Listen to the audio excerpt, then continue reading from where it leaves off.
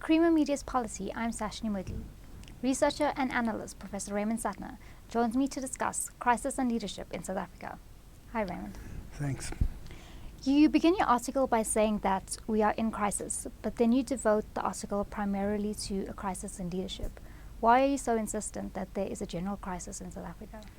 Yes, I didn't develop why I think there's a general crisis, which I will do later. But when one speaks of a crisis, I think one's talking about something more than a problem. One's talking about something that is wide-ranging, and one is talking about something which will not easily be resolved. So when I say it's wide-ranging, I refer, for example, to the economy nosediving. You have some things that seem to be good news, like that the lights are not going off, but because industry has cut back on the extent of power that they're using in order to avert load shedding, production is decreased, growth is decreased, the possibilities of employment increasing has diminished. People speak here of unemployment being 25%. Now that's not accurate, because they use two measures here of unemployment. One is what they call the extended definition, where they usually don't count people who've given up looking for work, but those people are just as unemployed as those who are looking for work. So the actual unemployment in South Africa is something between 40 and 45%. So that when they say 25%, and this Stats South Africa uses that measure, it's misleading.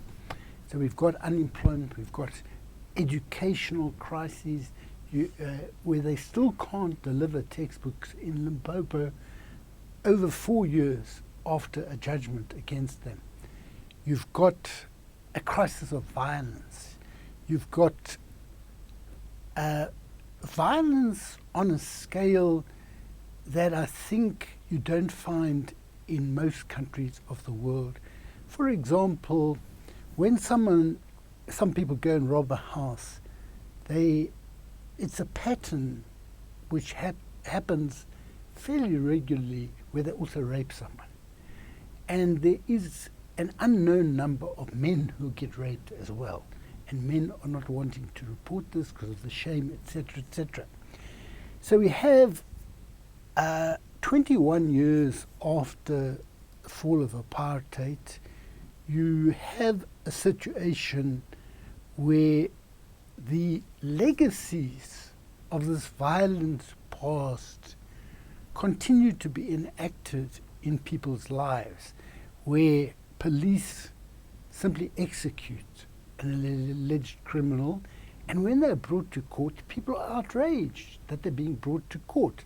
So there's a sort of culture of violence. I think we are a traumatized society. I think when you perpetrate acts of atrocities against people, or you experience them, you continue to be damaged, and I don't think we are fully aware of the extent to which this happens. I think it manifests itself in domestic abuse, it manifests itself in the readiness of people to use violence, the road rage. People are being killed on the roads because they turned into the wrong lane or something, or they didn't signal, or for some reason they irritated someone.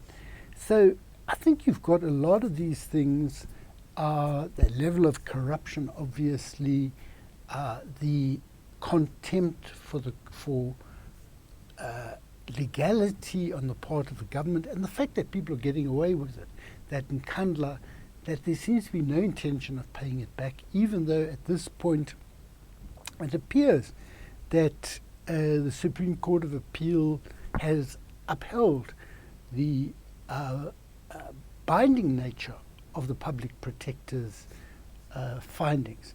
So I do think there is a crisis, but what I thought would be useful is, since one of the components of the crisis is a crisis of leadership, the fact that people don't trust the leaders, not only of the country, the leaders of the ANC, I don't think there's a lot of trust of other leaders.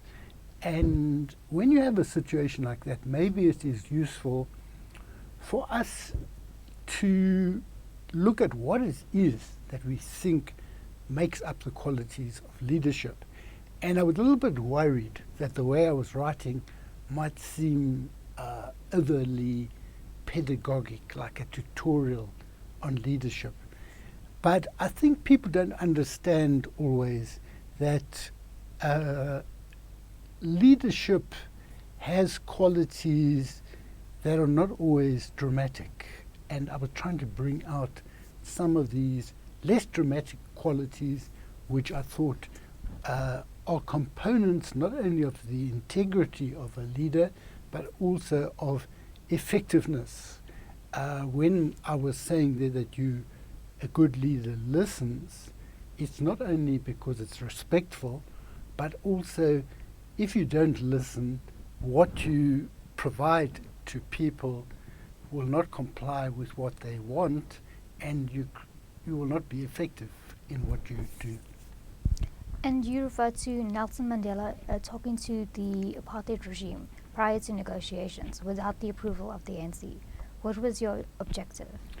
Yes, it's a very interesting phenomenon, that, because I introduced it because Mandela is held up as the ideal against which we measure everyone.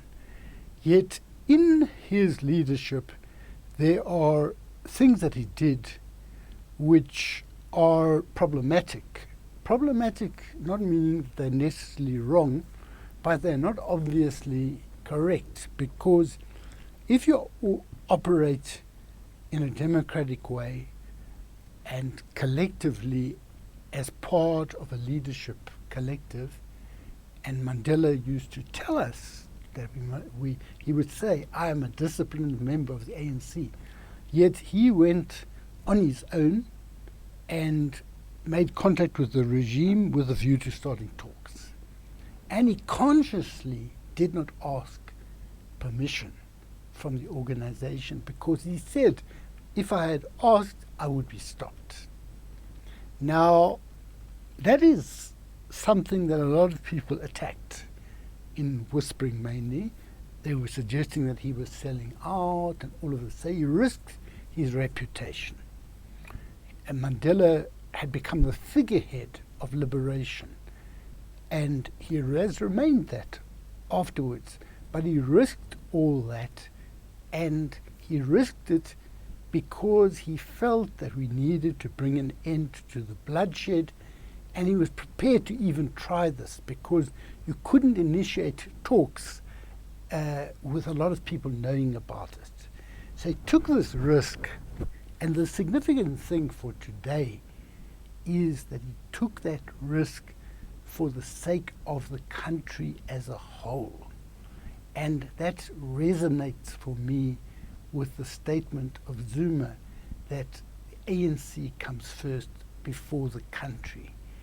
And what Mandela was saying is that even though he wasn't president of the country yet, he had to do this for the country as a whole. And some people may have said it was individualistic and irresponsible, but it did work. Now, maybe it was risky, but he took that risk. He had nothing to gain himself. He took it for the country as a whole. So I think what I tried to do with that is to indicate, I've written more about it in other places, to indicate that there's not always a clear rule as to what a leader should do. And Mandela illustrates it. Mandela is not, he changes, he makes mistakes. His life is very complicated. And I think we must not look for uncomplicated leaders. In fact, good leaders often change, And I think that was the case with him. Thanks for speaking with us, Raymond. Thank you very much. That was Professor Raymond Suttner speaking to Creamer Media's Polity about a crisis in leadership in South Africa.